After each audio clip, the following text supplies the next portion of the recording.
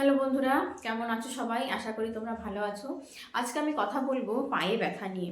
এক জায়গায় অনেকক্ষণ দাঁড়িয়ে থাকলে অনেকের পায়ের পেছনে কাফ মাসেলে ব্যথা হয়, কারোর হাঁটুতে ব্যথা হয়, কেউ হাঁটু মুড়ে বুঝতে পারে না, কেউ হয়তো অনেকক্ষণ এক জায়গায় দাঁড়িয়ে থাকতে পারে না। এরকম অনেক সমস্যা আছে পায়ের, অনেকেরই এরকম সমস্যা দেখা যায়। আমার কাছে এরকম অনেক রকমের পেশেন্টও আসে।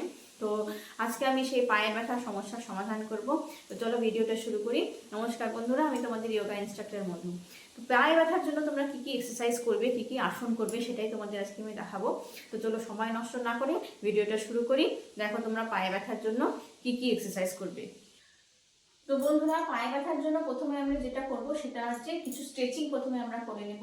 এই স্ট্রেচিংগুলোই তোমরা দেখে নাও। এই স্ট্রেচিংগুলো করলে কিন্তু পায়ের পেশিতে ভীষণভাবে আরাম বোধ হয়। আর তোমরা ঘরে বসে বিছানায় বসেও কিন্তু এই স্ট্রেচিংগুলো করে নিতে পারবে। তো দেখো তাহলে স্ট্রেচিংগুলো। প্রথম স্ট্রেচিং দেখো, সোজা হয়ে টান টান হয়ে বসবে, হাতটা শরীরের পাশে রাখতে পারো। দিয়ে পায়ের পাতাটাকে তোমার হাঁটুর দিকে টানবে, একদম টাইট করে হাঁটুর দিকে টানবে। এবার টাইট করে ধরে রাখবে, যতক্ষণ পারবে সেটাকে ধরে রাখবে। আর নর্মাল ব্রেথিং করবে। তারপরে আস্তে আস্তে পাটাকে লুজ করে দেবে। আবার পায়ের পাতাটাকে তোমার দিকে টানবে, টাইট করে ধরে রাখবে কিছুক্ষণ। তারপরে আস্তে আস্তে কিছুক্ষণ রাখার পরে পায়ের পাতাটা ছেড়ে দেবে। এই একটা এরকম করে করো।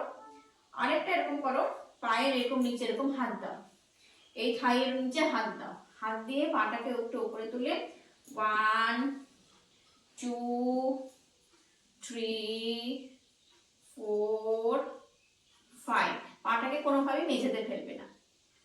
এই পায়ে হয়ে গেল। আবার এই পায়ে করো 1 2 3 4 5। এইভাবে 10 বার করে করো কিংবা 15 বার করে করো। এক পা করেও করতে পারো, দুটো পা অল্টারনেট করেও করতে পারো। তো যেরকম সুবিধা হয় সেরকম ভাবে করবে। 15 থেকে 20 বার করে করবে। বিছানায় বসে বসেও করতে পারো, কোনো অসুবিধা নেই। তারপরে পায়ের মুভমেন্ট করবে এরকম করে ঘুরিয়ে ঘুরিয়ে। ক্লকওয়াইজ ঘোরাবে 10 বার, অ্যান্টি ক্লকওয়াইজ ঘোরাবে 10 বার। এভাবে করবে। এটা হয়ে গেলে পরে তারপরে হাতটাকে উপরে তুলবে এবং পায়ে স্ট্রেচিং করবে। 1 2, দেখবে পায়ের নিচেও একটা কিন্তু চাপ হবে। 3, পেটেও একটু সামান্য চাপ করবে। 4 5 6, এভাবে তোমরা 10 কাউন্টস করে করবে, 15 কাউন্টস করে করবে। আবার বেশি অভ্যস্ত হয়ে গেলে 20 কাউন্টসও করতে পারো। এভাবে করলে কি হবে, পেটেও সামান্য একটু চাপ লাগবে আর পায়ের এই পাশ দিয়ে কিন্তু প্রচন্ডভাবে একটা পেশিতে খুব সুন্দর স্ট্রেচিং হবে। এই স্ট্রেচিং গুলো তোমরা করতে পারো। তারপরে যে আসনগুলো তোমরা করবে সেই আসনগুলো তোমাদের দেখে নাও। বন্ধুরা, পরের আসনগুলো দেখে নাও। পরের আসনগুলো যেটা তোমরা পায়ের জন্য করবে, প্রথমে শুয়ে পড়ো। শুয়ে পড়ে হাতটাকে শরীরের পাশে রাখো এবং দুটো পাকে 30 ডিগ্রি পর্যন্ত তুলে রাখো, এরকম করে। তারপরে নর্মাল ব্রিথিং এবং কাউন্ট করো। 20 পর্যন্ত কাউন্টস করো, 30 কাউন্টস করে আস্তে আস্তে এক্সিলেশনে পাটাকে নিচে নামিয়ে দাও। প্রথমে ইনহেল করতে করতে দুটো পাকে উপরে তুলবে। তারপরে নর্মাল ব্রিথিং 30 থেকে 40 সেকেন্ড হোল্ড করবে কিংবা কাউন্ট করবে। তারপরে এক্সিলেশনে পাটাকে আস্তে আস্তে নিচে নামিয়ে দেবে, দিয়ে শবাসন করবে। উত্থিত পদ্মাসন করার ফলে পায়ের পেশিতে যেরকম চাপ লাগে তেমনি কিন্তু পেটেও সামান্য চাপ লাগতে পারে। তো এটাতে ভয় পাওয়ার কিছু নেই।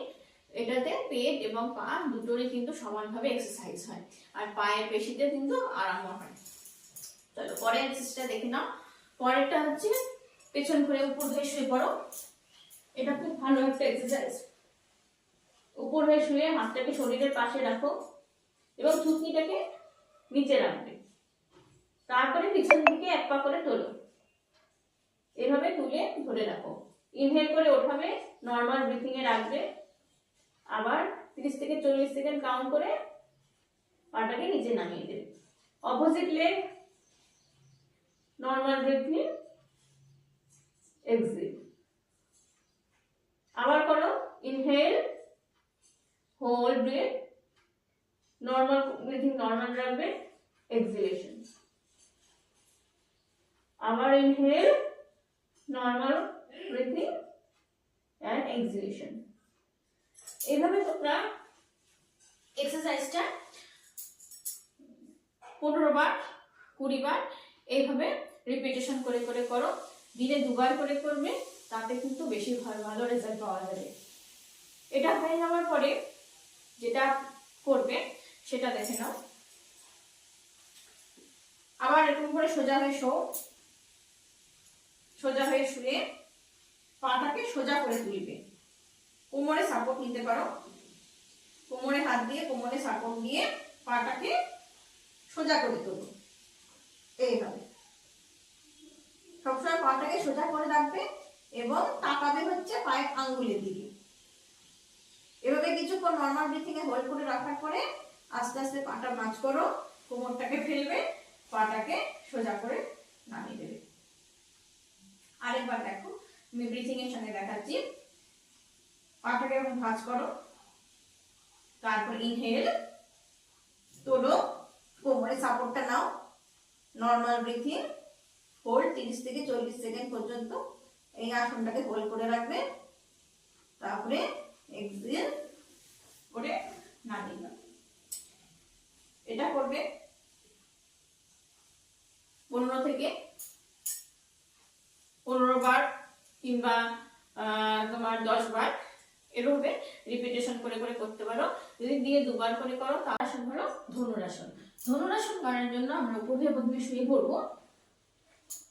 শুয়ে পড়ে তারপরে পাটাকে পেছন দিকে ভাঁজ করো, করে পায়ের গোড়ালি ধরো, 2 পায়ের গোড়ালি ধরো এবং পাটাকে টেনে উপর দিকে তোলো। তুমিও তখন সামনের দিকে একটুখানি উঠে পড়বে। তারপরে কিছুক্ষণ হোল্ড করবে, তারপরে আস্তে আস্তে 2 পা ছেড়ে দেবে, মাথা নিচে নামিয়ে দেবে, পাটাকে রিল্যাক্সেশনে রাখবে। আবার দেখো, পায়ের গোড়ালিটা প্রথমে ধরো, পাটাকে উপরের দিকে তোলো, ইনহেল করে আপার বডি তোলো, তুলে নর্মাল ব্রিথিং করো, কিছুক্ষণ হোল্ড রাখো, তারপরে এক্সহেল এভাবে ছেড়ে দাও। তারপরে কিছুক্ষণ শবাসন করে দাও।